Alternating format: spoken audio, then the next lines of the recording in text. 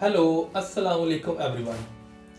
I'm Professor Kaleem, currently teaching English language, literature, and linguistics at Government Postgraduate Islamia College, Gujranwala. In this video, we'll try to understand the use of definite article the with certain words like bed, home, etc. तो आइए हम इनको examples की मदद से understand करने की कोशिश करते हैं।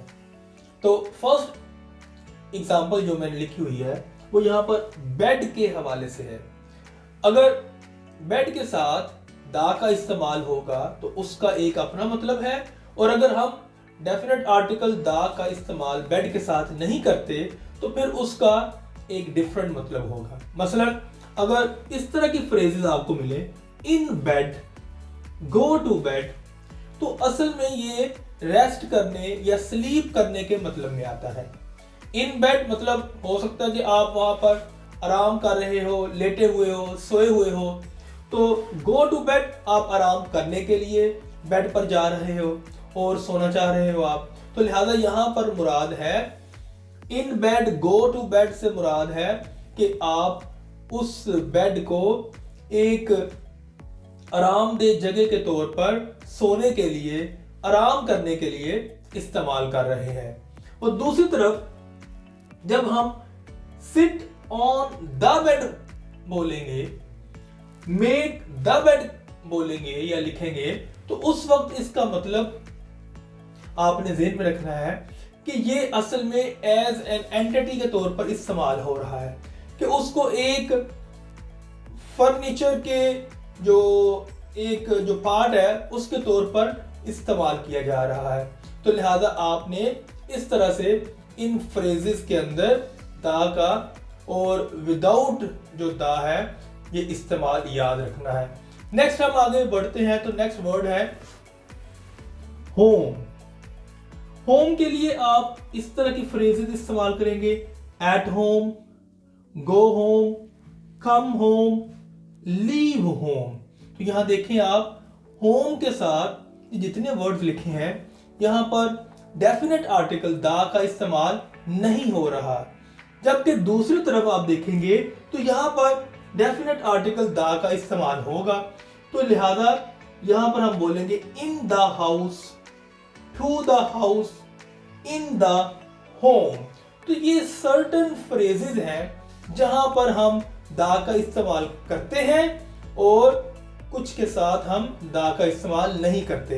खुसूसन आपने याद रखना है कि होम सवाए इन द होम के almost in every phrase related to home we will not use the definite article the, जबकि हाउस के साथ हम दा का इस्तेमाल करते हैं।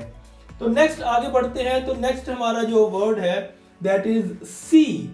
अब सी के हवाले से हम देखते हैं इसका इस्तेमाल कि डेफिनेट आर्टिकल दा का इस्तेमाल कैसे होता है।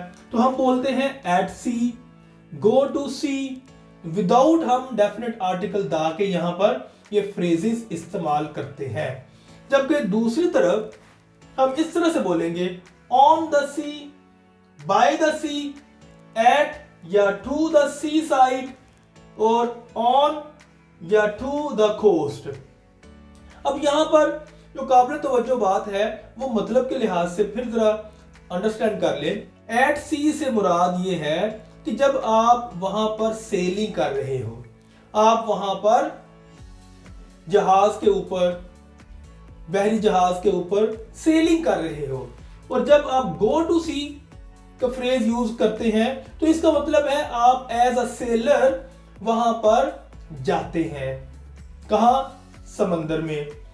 और दूसरी तरफ हम इनको एक समंदर के मीनिंग में लेते हुए हम इस्तेमाल करते हैं। ऑन द सी यानी कि वहां पर समंदर में मौजूद होना, और बाय द सी समंदर के करीब होना, एट या टू द सी साइड जो साहली किनारा है वहां पर मौजूद होना, और ऑन या टू द कोस्ट। तो कोस्ट के लिए आपने ऑन का वर्ड यूज करना है, यहाँ पर थोड़ा सा डिफरेंस ध्यान में रहना चाहिए आपको कि सी साइड के लिए आप एट का वर्ड यूज करेंगे मतलब प्रेपोजिशन के तौर पर, और जो कोस्ट है इसके लिए आप ऑन जो प्रेपोजिशन है उसको इस्तेमाल करेंगे। तो ये थोड़ा सा इसके अंदर डिफरेंस है, आपने इसको अच्छी तरह से अंडरस्टैंड करते हुए ज़हन में इसको हमेशा के लिए याद रखना है कि कोस्ट, इसके लिए आप ऑन की प्रेपोजिशन यूज करेंगे जब आपने ऑन द कोस्ट कहना है, और जब आपने सी साइड का जिक्र करना है तो उस वक्त आपने एट द सी साइड बोलना है। तो नेक्स्ट हम आगे बढ़ते हैं। तो नेक्स्ट वर्ड है टाउन। तो टाउन के लिए हम लोग इस तरह से फ्रेजेस बनाते हैं, in town, go into town, leave town. तो इस तरह से आपने विदाउट डेफिनेट आर्टिकल दा के टाउन का इस्तेमाल किया। दूसरी तरफ आप देखें तो आप जब डेफिनेट आर्टिकल दा का इस्तेमाल करते हैं तो आप इस तरह की फ्रेज बना सकते हैं, द टाउन सेंटर। और इससे हटकर आगे देखें तो हम शहर के लिए द सिटी और गांव के लिए द विलेज। तो यहां पर शहर और गांव के साथ हम डेफिनेट आर्टिकल द का इस्तेमाल करते हैं। Last but not the least, work. Work place के हवाले से हम बात करते हैं तो हमको बोलेंगे एट वर्क, काम पर होना, गो टू वर्क, काम पर जाना, लीव वर्क, काम को छोड़ना। तो लिहाजा ये काम करने के लिहाज से है कि काम जो आप करते हैं एक्चुअली उसके मतलब में यहां पर ये फ्रेजेस इस्तेमाल होती हैं। जबकि आप वो जगह जहां पर काम करते हैं जैसे कि ऑफिस हो सकता है या कोई फैक्ट्री हो सकती है, तो उन बिल्डिंग्स के तौर पर जब आप काम के हवाले से बात करेंगे तो वो फिर बिल्डिंग्स के शुरू में आप, जैसे हमने थोड़ी देर पहले ये जाना था कि फिर हम डेफिनेट आर्टिकल दा का इस्तेमाल करते हैं उन बिल्डिंग्स के मतलब को देने के लिए। तो लिहाजा ये वो कुछ सर्टन फ्रेजेस हैं। I hope you have understood the concept related to the use of definite article the, कि कहां पर इन फ्रेजेस के साथ आपने डेफिनेट आर्टिकल दा का इस्तेमाल करना है और कहां पर आपने डेफिनेट आर्टिकल दा का इस्तेमाल नहीं करना है। तो यहीं पर मैं अपना लेक्चर खत्म करता हूं। That's all for now.